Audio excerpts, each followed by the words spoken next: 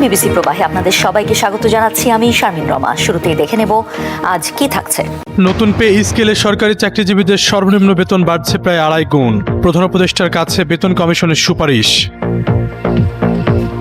এই মুহূর্তে নির্বাচন কমিশনের নির্দেশনায় শেষ কথা বললেন প্রধান উপদেষ্টা ডক্টর মোহাম্মদ ইউনূস। সবাইকে এক হয়ে কাজ করার আহ্বান। নির্বাচন সামনে রেখে চলছে প্রার্থীদের প্রতীক বরাদ্দ। কাঙ্ক্ষিত হাঁস প্রতীক পেলেন রুমিন ফারহানা। ফুটবল নিয়ে ভোটের মাঠে তাসনিম জারা। হঠাৎ বাংলাদেশ থেকে কূটনীতিকদের পরিবারকে সরিয়ে নিচ্ছে ভারত। নিরাপত্তাজনিত কারণে এমন পদক্ষেপ বলছে দিল্লি। স্বাভাবিক থাকবে হাইকমিশনের কার্যক্রম। যে কোনো মূল্যে গ্রিনল্যান্ড দখলের পায়তারা করছে ডোনাল্ড ট্রাম্প। আলোচনায় আনলেন $100 মিলিয়ন বিনিময়ে গ্রিনল্যান্ড কেনার পুরনো প্রস্তাব। মাদুরোকে গ্রেফতারের পর প্রথম 4 দিনেই ভেনেজুয়েলা থেকে 50 মিলিয়ন ব্যারেল তেল লুট। কিনে নেয়ার কথা বলছে মার্কিন প্রেসিডেন্ট।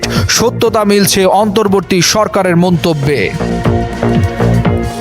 তেহরানে সরকার পতন আন্দোলন ঘিরে উত্তেজনার মধ্যে এবার সরাসরি ইরানকে নিশ্চিহ্ন করে দেওয়ার হুমকি দিলেন মার্কিন প্রেসিডেন্ট। ইরানে সরকার পতন আন্দোলন শিথিল হলেও বাড়ছে পারমাণবিক ঝুঁকি। দাবি আন্তর্জাতিক পারমাণবিক শক্তি সংস্থার। নিরাপত্তার অভাব ও বিশৃঙ্খলার সুযোগে ঘটতে পারে বড় বিপর্যয়।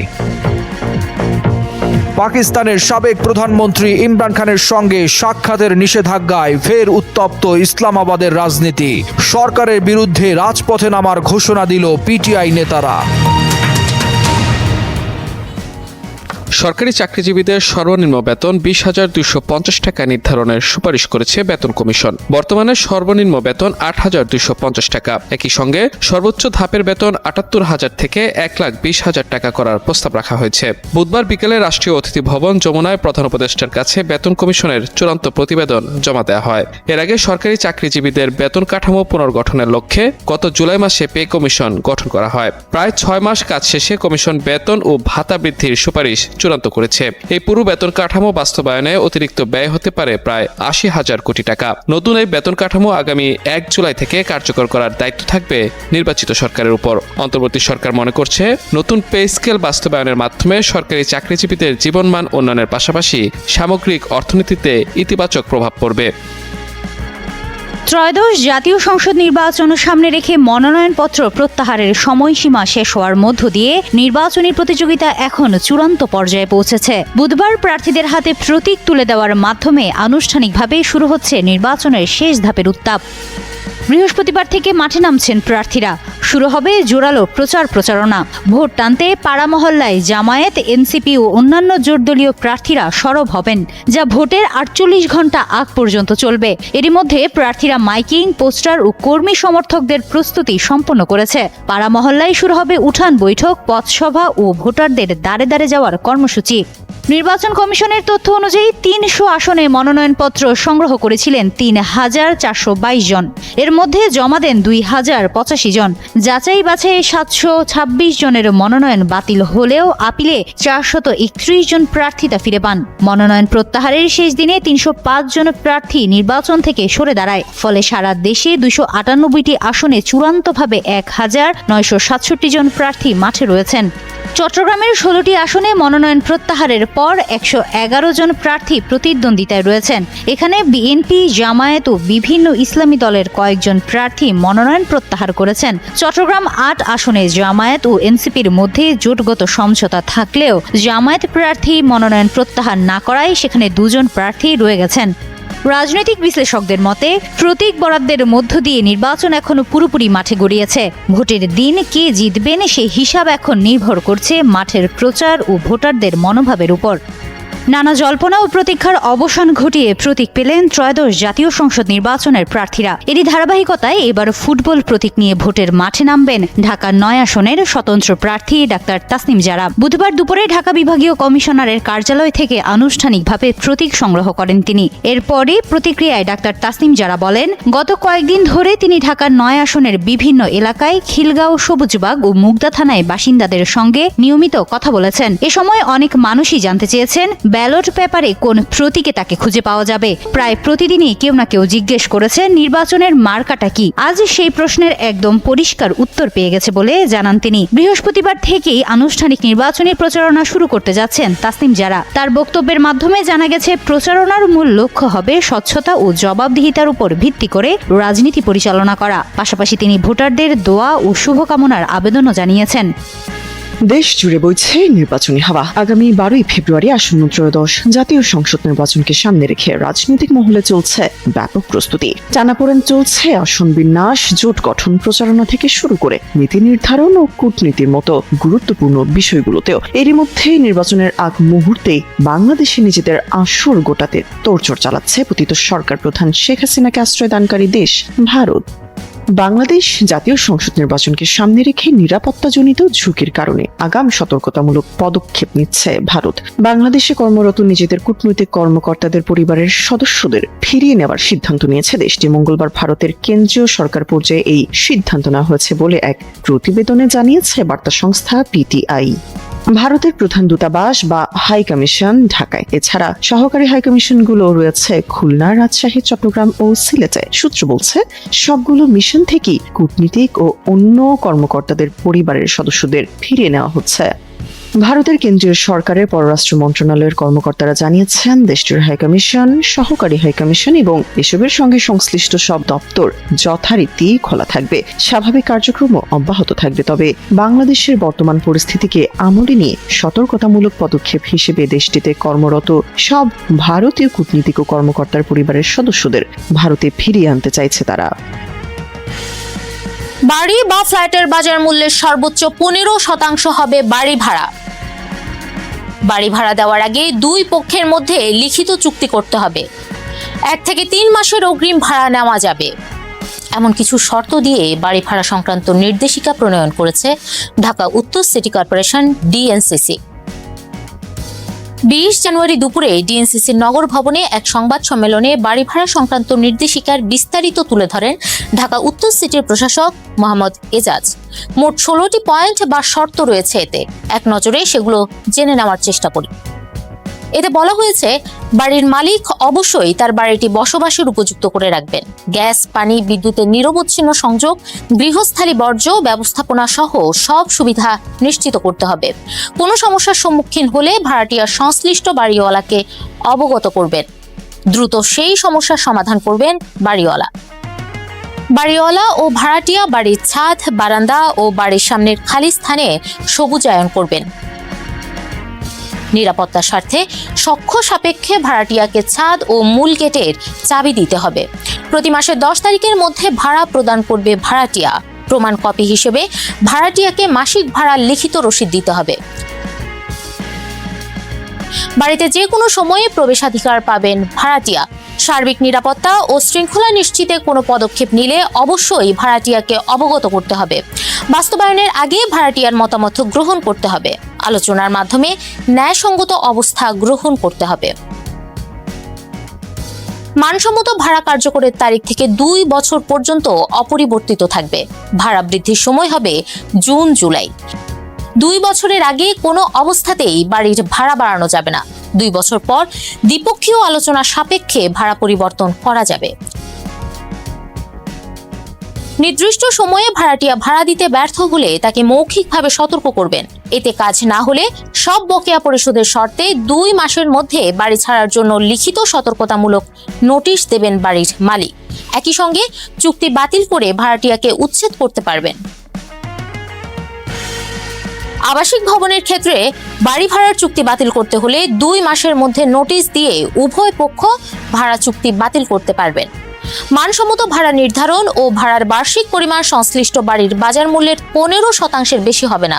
লিখিত চুক্তিতে কি কি শর্তে ভাড়া দেওয়া হলো এবং করণীয় কি সেসব নির্দিষ্ট করে দিতে হবে। চুক্তিতে ভাড়া বাড়ানো, অগ্রিম জমা ও বাড়ি ছাড়ার সময় অবশ্যই উল্লেখ করতে হবে। বাড়ি ভাড়া নেওয়ার সময় 1 থেকে 3 মাসের বেশি অগ্রিম ভাড়া নেওয়া যাবে না। সিটি কর্পোরেশন এলাকায় ওয়ার্ড ভিত্তিক বাড়িওয়ালা সমিতি এবং ভাড়াটিয়া সমিতি গঠন করতে হবে। উভয় পক্ষের প্রতিনিধিরা স্থানীয় ওয়ার্ড পর্যায়ে ভাড়ার বিবাদের সালিশে থাকবেন। যে কোনো সমস্যা ওয়ার্ড ভিত্তিক বাড়িওয়ালা সমিতি ও ভাড়াটিয়া সমিতির আলোচনার মাধ্যমে সমাধান করতে হবে। সমাধান না হলে সিটি কর্পোরেশনের আঞ্চলিক নির্বাহী কর্মকর্তা বরাবর জানাতে হবে। ভাড়াটিয়ার অধিকার নিশ্চিতে বাড়ি ভাড়া নিয়ন্ত্রণ আইন 1991 নিয়ন্ত্রকের পক্ষে ঢাকা উত্তর সিটি কর্পোরেশন প্রদত্ত নির্দেশিকা ভাড়াটিয়া ও বাড়িওয়ালাদের মেনে চলার জন্য সচেতন করা। এই ব্যাপারে কোনো জটিলতা সৃষ্টি হলে সিটি কর্পোরেশনের জোন ভিত্তিক মতবিনিময় ও আলোচনা সভা করা। ঢাকা উত্তর সিটি কর্পোরেশনের বাড়ি ভাড়া সংক্রান্ত সংবাদ সম্মেলনের পরই ঢাকা জুড়ে শুরু হয়েছে বিতর্ক। বাড়ি বা ফ্ল্যাট মালিকের মতে নিরবচ্ছিন্ন গ্যাস, বিদ্যুৎ, পানি সরবরাহ নির্ভর করছে সরকারের সিদ্ধান্ত এবং সংশ্লিষ্ট প্রতিষ্ঠানের সেবার উপর। আর ভাড়াটিয়াদের অভিযোগ ভাড়া নির্ধারণ ও অগ্রিম ভাড়া পরিশোধ ইস্যুতে। ভাড়াটিয়ারা বলছেন, বাড়ি বা ফ্ল্যাট মূল্যের 15% ভাড়া নির্ধারণ করা হলে 1200 বর্গফুটের প্রতিটি ফ্ল্যাটের জন্য মাসে অন্তত 80,000 টাকা ভাড়া গুনতে হবে, যা কর্মজীবী ও পেশাজীবীদের ক্ষেত্রে অসম্ভব। এমনকি এত বেশি পরিমাণে ভাড়া পরিশোধে নিজেদের অক্ষমতা প্রকাশ করেছেন বিভিন্ন খাতের অনেক ব্যবসায়ী। তাদের অভিযোগ, বাড়ি ভাড়া সংক্রান্ত এই নির্দেশিকা ভাড়াটিয়াদের জন্যই ক্ষতিকর। এই প্রসঙ্গে ঢাকা উত্তর সিটির প্রশাসক মোহাম্মদ এজাজ বলেন, সরকারি আইনের বাইরে যাওয়ার সুযোগ নেই, তাই বাড়ি ভাড়া নিয়ন্ত্রণ আইন ধরেই বিষয়টি নির্দেশিকায় রাখা হয়েছে। তবে বাড়িওয়ালা ও ভাড়াটিয়া দর কষাকষির মাধ্যমেই ভাড়া নির্ধারণ করেন। বাড়ি ভাড়া আইন 1991 এর 15 ধারায় বলা আছে, মালিক বা ভাড়াটিয়ার আবেদনের ভিত্তিতে বাড়ির মানসম্মত ভাড়া নির্ধারণ করবেন একজন নিয়ন্ত্রক। এমনভাবে তা নির্ধারণ করবেন যেন ভাড়ার বার্ষিক পরিমাণ বিধি দ্বারা নির্ধারিত পদ্ধতিতে স্থিরকৃত বাড়ির বাজার মূল্যের 15% সমান হয়। তবে দেশে বাড়ি ভাড়া আইন কখনো জোরালোভাবে প্রয়োগ হয়নি। ভাড়া নির্ধারণে মূল্যের 15% ধারা সবসময় প্রশ্নবিদ্ধ। আইনের বিধিমালা হয়নি, বাড়ি ভাড়া নিয়ন্ত্রকও নিয়োগ করেনি সরকার। খুব অল্প সংখ্যক মানুষ এই আইনের অধীনে প্রতিকার পেতে আদালতে যান। বাড়ি ভাড়া নিয়ন্ত্রণ ও আইন কার্যকরের দাবিতে 2010 সালে হাইকোর্টে রিট করে মানবাধিকার ও পরিবেশবাদী সংগঠন human rights and piece for Bangladesh. 2015 সালের 1 জুলাই রিটের রায় ঘোষণা করেন তৎকালীন বিচারপতি মোহাম্মদ বজলুর রহমান ও বিচারপতি মোহাম্মদ রুহুল কুদ্দুসের হাইকোর্ট বেঞ্চ। রায়ে সর্বনিম্ন ও সর্বোচ্চ ভাড়া নির্ধারণের জন্য মন্ত্রিপরিষদ সচিবকে 6 মাসের মধ্যে একটি উচ্চ ক্ষমতা সম্পন্ন কমিশন গঠনের নির্দেশ দেওয়া হয়। আইনি কাঠামোর রূপ না পাওয়া পর্যন্ত 1991 সালের বাড়ি ভাড়া নিয়ন্ত্রণ আইনের 3 ধারা অনুযায়ী ঢাকার প্রতিটি ওয়ার্ডে বাড়ি ভাড়া সংক্রান্ত বিরোধী নিষ্পত্তির জন্য একজন করে নিয়ন্ত্রক নিয়োগের উদ্যোগ নিতে বলেন হাইকোর্ট। গ্রিনল্যান্ড ঘিরে যুক্তরাষ্ট্রের আগ্রহ নতুন কিছু নয়। দ্বিতীয় বিশ্বযুদ্ধের সময় থেকেই বিশ্বের বৃহত্তম এই দ্বীপটির ভূ রাজনৈতিক গুরুত্ব চোখে পড়ে পরাশক্তিগুলোর। যুদ্ধ চলাকালে নাৎসি জার্মানির প্রভাব ঠেকাতে গ্রিনল্যান্ডে সামরিক উপস্থিতি বাড়ায় যুক্তরাষ্ট্র। যুদ্ধের পরও দ্বীপটিকে কৌশলগতভাবে গুরুত্বপূর্ণ মনে করে ওয়াশিংটন। 1946 সালে তৎকালীন মার্কিন প্রেসিডেন্ট হ্যারি এস ট্রুম্যান ডেনমার্কের কাছে $100 মিলিয়ন মূল্যের স্বর্ণের বিনিময়ে গ্রিনল্যান্ড কেনার প্রস্তাব দিয়েছিলেন। তবে দ্বিতীয় বিশ্বযুদ্ধ পরবর্তী ডিক্লোনাইজেশনের যুগে একটি সম্পূর্ণ ভূখণ্ড বিক্রির ধারণা গ্রহণযোগ্য না হয় সেই প্রস্তাব প্রত্যাখ্যান করা হয়। যদিও যুক্তরাষ্ট্র পরবর্তীতে গ্রিনল্যান্ডের কিছু অংশে লিজ নিয়ে সামরিক ঘাঁটি স্থাপন করে। এরপর পুরো দ্বীপ কেনার বিষয়টি তখন আর আলোচনায় আসেনি। দশকের পর দশক পেরিয়ে সেই ইস্যুই আবার আলোচনায় ফেরান বর্তমান মার্কিন প্রেসিডেন্ট ডোনাল্ড ট্রাম্প। তার প্রকাশ্য আগ্রহ আন্তর্জাতিক অঙ্গনে ব্যাপক প্রতিক্রিয়া সৃষ্টি করে। বিশ্লেষকদের মতে এর পিছনে রয়েছে গ্রিনল্যান্ডের বিপুল প্রাকৃতিক ও কৌশলগত সম্পদ। ভৌগোলিক দিক থেকে দেখা যায় আয়তনে গ্রিনল্যান্ড বাংলাদেশের প্রায় 15 গুণ বড়।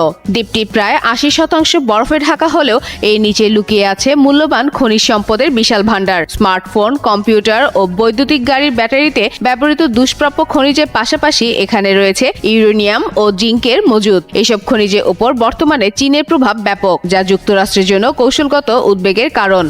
এছাড়া গ্রিনল্যান্ডে রয়েছে সমৃদ্ধ মৎস্য সম্পদ, পৃথিবীর বিশুদ্ধতম পানির উৎস, বিরল প্রাণী বৈচিত্র্য এবং আর্কটিক অঞ্চলের গুরুত্বপূর্ণ নৌপথে নিয়ন্ত্রণ। জলবায়ু পরিবর্তনের ফলে বরফ গলতে থাকায় এইসব নৌপথ ও সম্পদের গুরুত্ব আরও বাড়ছে। এই প্রেক্ষাপটে গ্রিনল্যান্ড ইস্যুতে যেন আরও এক ধাপ এগোলেন ডোনাল্ড ট্রাম্প। সম্প্রতি সামাজিক যোগাযোগ মাধ্যমে তিনি একটি বিতর্কিত ছবি পোস্ট করে সরাসরি দ্বীপটিকে যুক্তরাষ্ট্রের অংশ হিসেবে দাবি করেন। তার নিজস্ব প্ল্যাটফর্ম ট্রুথ সোশ্যালে প্রকাশিত ওই ছবিতে গ্রিনল্যান্ডের মাটিতে মার্কিন পতাকা হাতে দাঁড়িয়ে থাকতে দেখা যায় ট্রাম্পকে। সামনে একটি প্লেকার্ডে লেখা গ্রিনল্যান্ড মার্কিন অঞ্চল প্রতিষ্ঠিত 2026। তার পাশে দেখা যায় পররাষ্ট্রমন্ত্রী মার্কো রুবিও ও ভাইস প্রেসিডেন্ট জেডি ভ্যান্সকে। এর আগেও তিনি একটি সম্পাদিত ছবি পোস্ট করেছিলেন, যেখানে উত্তর আমেরিকা, কানাডা ও গ্রিনল্যান্ডকে একটি বিশাল মার্কিন পতাকার নিচে দেখানো হয়। বিশ্লেষকদের মতে এইসব পোস্টের মাধ্যমে ট্রাম্প শুধু রাজনৈতিক বার্তা দিচ্ছে না, বরং গ্রিনল্যান্ডকে যুক্তরাষ্ট্রের কৌশলগত স্বার্থে অবিচ্ছেদ্য অংশ হিসেবে প্রতিষ্ঠিত করতে চাইছেন, যা আর্কটিক অঞ্চলের রাজনীতিকে আরও উত্তপ্ত করে তুলেছে। মধ্যপ্রাচ্যে ইরান কেন্দ্রিক যুদ্ধের আগুন যখন ছড়িয়ে পড়ার আশঙ্কায় আতঙ্কিত উপসাগরীয় দেশগুলো, ঠিক তখনই তেহরান ঘিরে আরও ভয়াবহ ভাষায় হুঁশিয়ারি দিলেন যুক্তরাষ্ট্রের প্রেসিডেন্ট ডোনাল্ড ট্রাম্প। সামরিক হামলা না চালালেও এবার সরাসরি ইরানকে নিশ্চিহ্ন করে দেওয়ার হুমকি উচ্চারণ করলেন মার্কিন প্রেসিডেন্ট। যুক্তরাষ্ট্রের গণমাধ্যম দি হিল এর প্রতিবেদনে বলা হয়, মঙ্গলবার নিউজ ন্যাশনের কেটি প্যাভলিস টুনাইট অনুষ্ঠানে ট্রাম্প ইরানের নেতাদের উদ্দেশ্যে কড়া বার্তা দেন। তিনি বলেন, ইরানের পক্ষ থেকে তার বিরুদ্ধে হত্যার হুমকি অব্যাহত থাকলে দেশটিকে পৃথিবী থেকে মুছে ফেলা হবে। ট্রাম্পের ভাষায়, আমার সঙ্গে যদি কিছু ঘটে তাহলে পুরো দেশটাই উড়িয়ে দেওয়ার নির্দেশনা আগে থেকেই দেওয়া আছে। ট্রাম্প জানান, 2024 সালের প্রেসিডেন্ট নির্বাচনী প্রচারণার সময় বাইডেন প্রশাসনের গোয়েন্দা কর্মকর্তারা তাকে ইরানের সম্ভাব্য হত্যার ষড়যন্ত্র সম্পর্কে ব্রিফিং করেছিলেন। তৎকালীন অ্যাটর্নি জেনারেল ম্যারিক গারল্যান্ডের বরাতে তিনি বলেন, 2020 সালে ইরানের শীর্ষ সামরিক কর্মকর্তা কাসেম সোলাইমানিকে হত্যার প্রতিশোধ নিতে এই পরিকল্পনা থাকতে পারে। এই প্রসঙ্গে ট্রাম্প অভিযোগ করেন, প্রেসিডেন্ট জো বাইডেনের উচিত ছিল বিষয়টি প্রকাশ্যে আনা। তার মতে, এমন হুমকির মুখে সাবেক ও বর্তমান প্রেসিডেন্টের একের পর এক রক্ষা করা উচিত। এর আগেও ট্রাম্প একাধিকবার বলেছেন, ইরান যদি তাকে হত্যার চেষ্টা করে তাহলে দেশটিকে সম্পূর্ণ ধ্বংস করে দেওয়া হবে।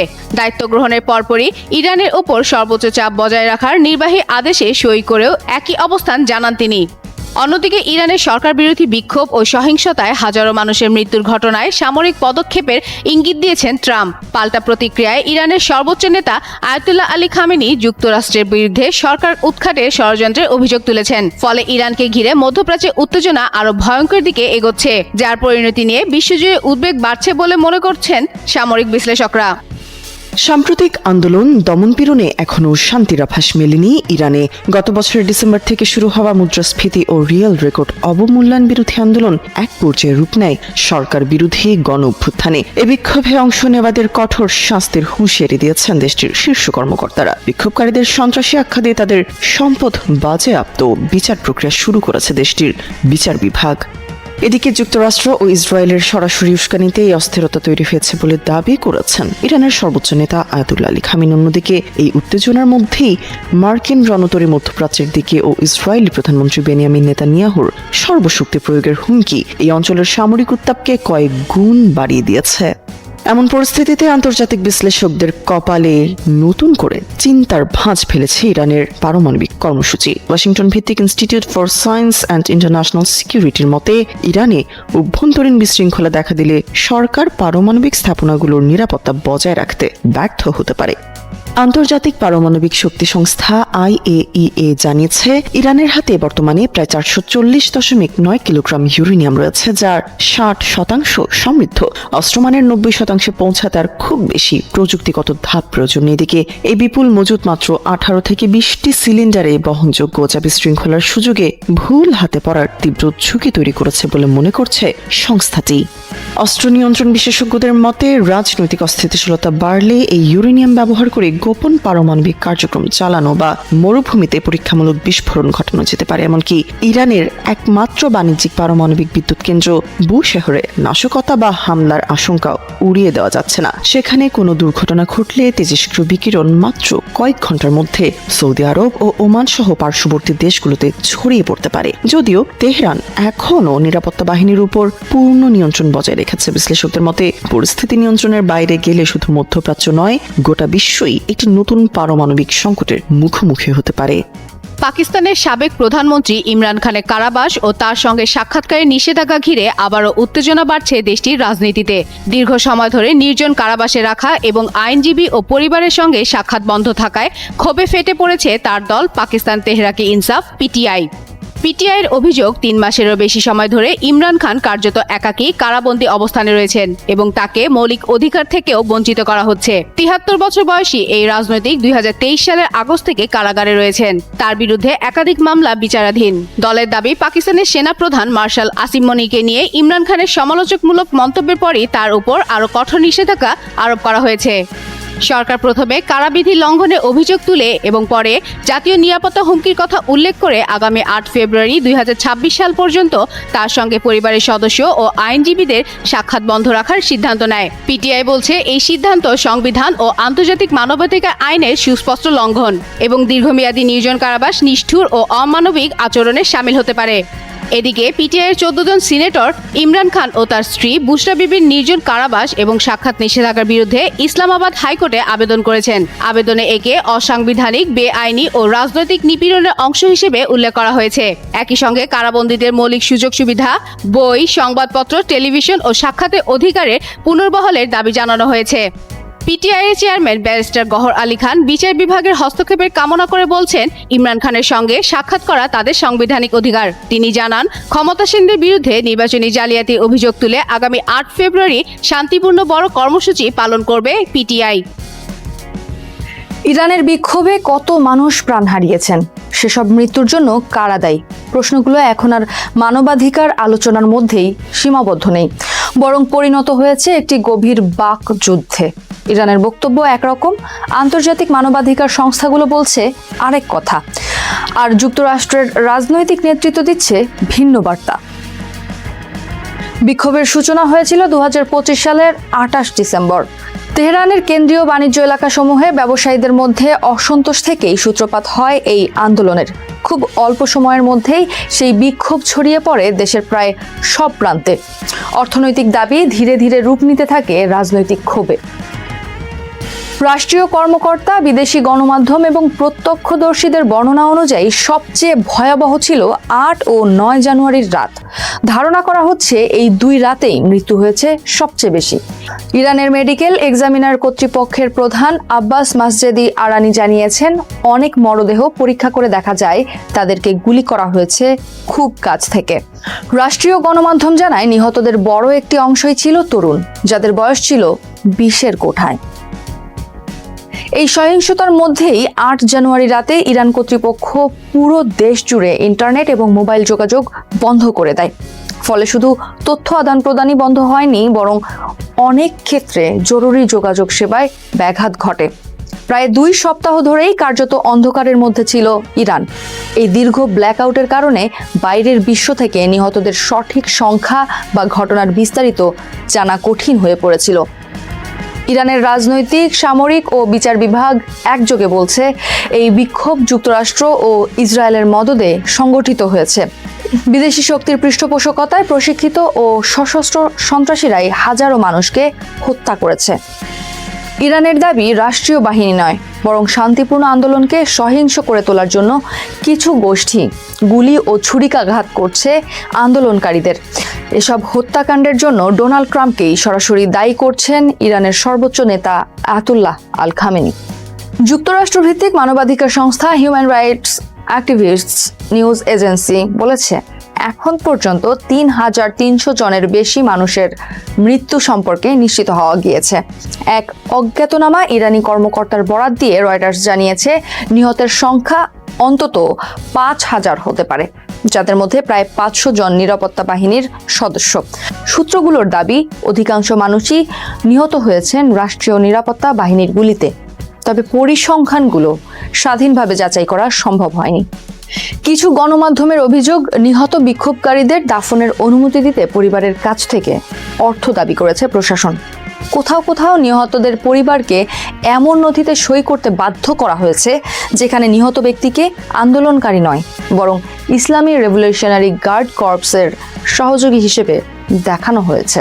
তবে এসব অভিযোগ সরাসরি অস্বীকার করেছে ইরানি কর্তৃপক্ষ। এই পরিস্থিতিতে যুক্তরাষ্ট্রের ভূমিকা নিয়েও তৈরি হয়েছে বিতর্ক।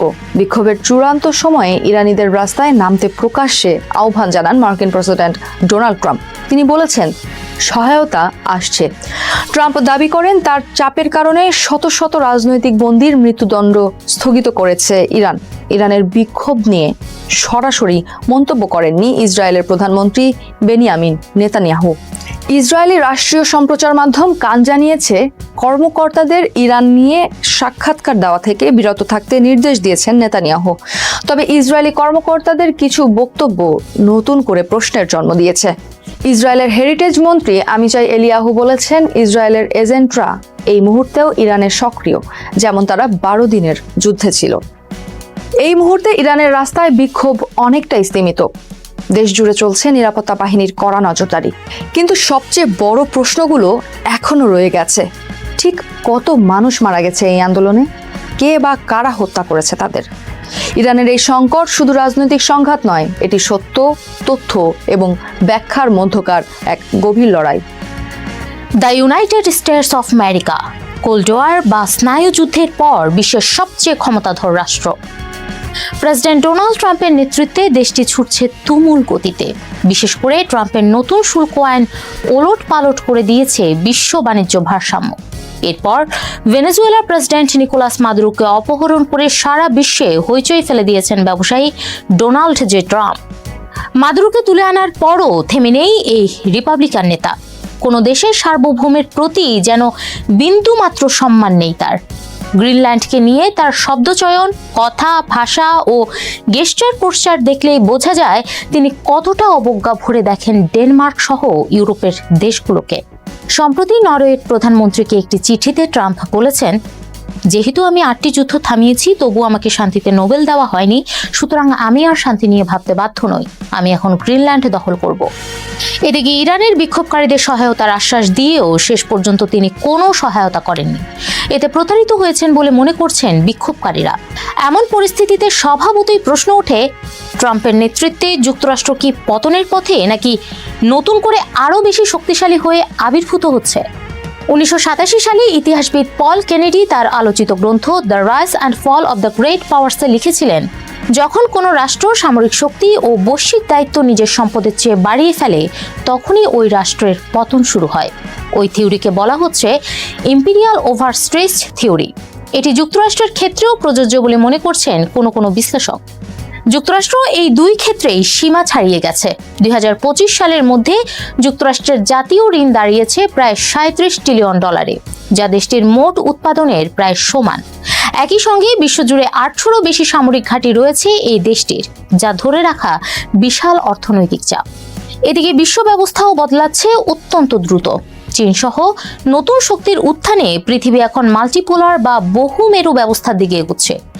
ব্রিক্স জোটে সম্মিলিত অর্থনীতি ইতোমধ্যেই G7 দেশগুলোকে ছাড়িয়ে গেছে। রাষ্ট্রবিজ্ঞানী গ্রাহাম অ্যালিসনের ভাষায়, যখন একটি উদীয়মান শক্তি প্রতিষ্ঠিত শক্তিকে চ্যালেঞ্জ করে তখন তৈরি হয় থুসিডাইসিস ট্র্যাপ, অর্থাৎ এই দুই শক্তির মধ্যে সংঘর্ষ অনিবার্য হয়ে ওঠে। এই পরিস্থিতিতে আরেকটি প্রশ্ন থাকে, তাহলে কি যুক্তরাষ্ট্রের সঙ্গে চীনের যুদ্ধ হবে? এখানে প্রশ্ন হলো, যুদ্ধটা কোন ক্ষেত্রে হবে? অস্ত্রের লড়াই নাকি বাণিজ্যের? সব সংকটের মধ্যেও যুক্তরাষ্ট্র আজও বিশ্বের সবচেয়ে বড় উদ্ভাবনী শক্তি। কৃত্রিম বুদ্ধিমত্তা, সেমিকন্ডাক্টর, মহাকাশ ও সামরিক প্রযুক্তিতে দেশটির নেতৃত্ব দিচ্ছে। সিলিকন ভ্যালি এখনও বৈশ্বিক প্রযুক্তির কেন্দ্র। 2025 সালে যুক্তরাষ্ট্রে প্রায় 70টি এআই স্টার্টআপ $100 মিলিয়ন বেশি বিনিয়োগ পেয়েছে। বিশ্বের অর্ধেকেরও বেশি এআই কোম্পানি যুক্তরাষ্ট্রে অবস্থিত। এনভিডিয়ার মতো প্রতিষ্ঠান বৈশ্বিক চাপ বাজারে প্রায় একচেটিয়া অবস্থান তৈরি করেছে। বিশ্বসেরা গবেষণা বিশ্ববিদ্যালয়গুলোর বড় অংশ যুক্তরাষ্ট্রে। ফলে একটি শক্তিশালী উদ্ভাবনী চক্র তৈরি হয়েছে, যা দীর্ঘমেয়াদে যুক্তরাষ্ট্রকে এগিয়ে রাখছে।